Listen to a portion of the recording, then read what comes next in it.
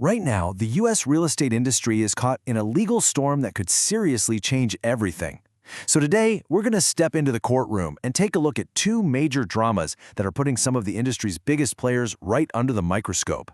I mean, think about it. What does happen when the entire real estate industry is put on trial? It's a question with huge implications for pretty much everyone, from agents to home buyers to renters. And right now, the answers are being hammered out in federal court. And we're not talking about small disputes here. We're looking at two totally different battlegrounds. One is this really personal, intense fight over workplace culture. And the other, it's a high-stakes battle over who controls the market itself. So let's dive into that first case.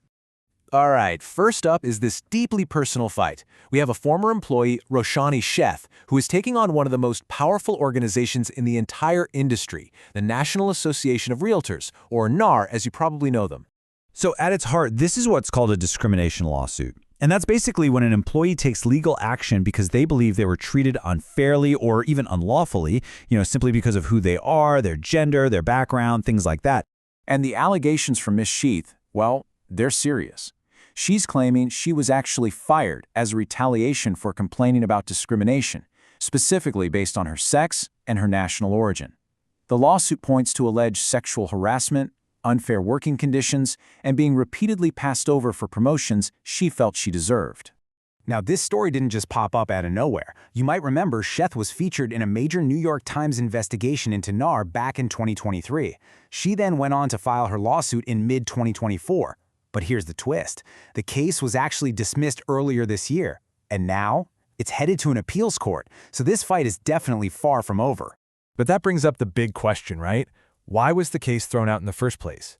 Understanding the judge's reasoning here is absolutely key to figuring out where this whole battle goes next. Okay, so the judge's logic really came down to two critical points.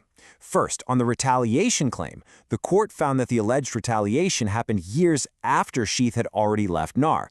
And second, and this one is crucial, she had previously signed a settlement agreement that basically released any claims she might have had from her time working there. For their part, the National Association of Realtors is, standing firm. They've said they believe the court made the right call and that they are fully prepared to keep defending their position as this case moves up to the appeals court.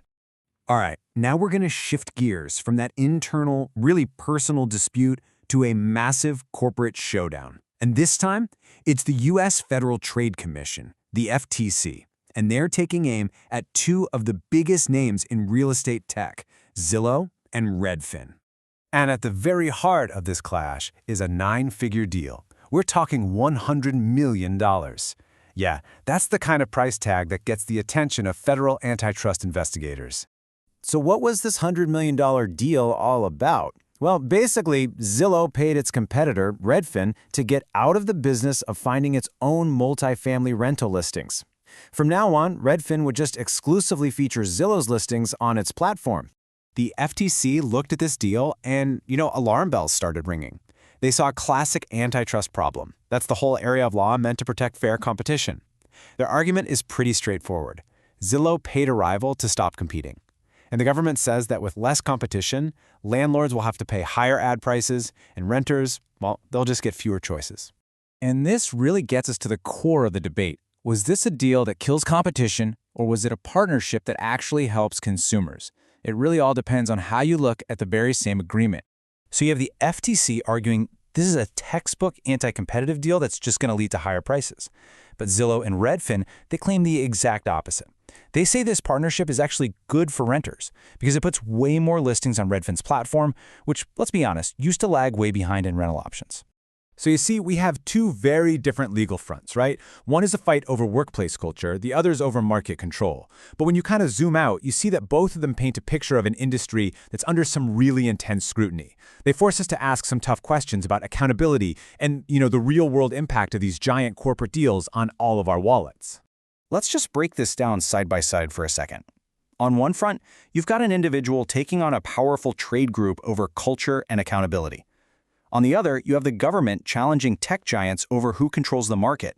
But both cases, when you get right down to it, are asking fundamental questions about power and fairness in the real estate world.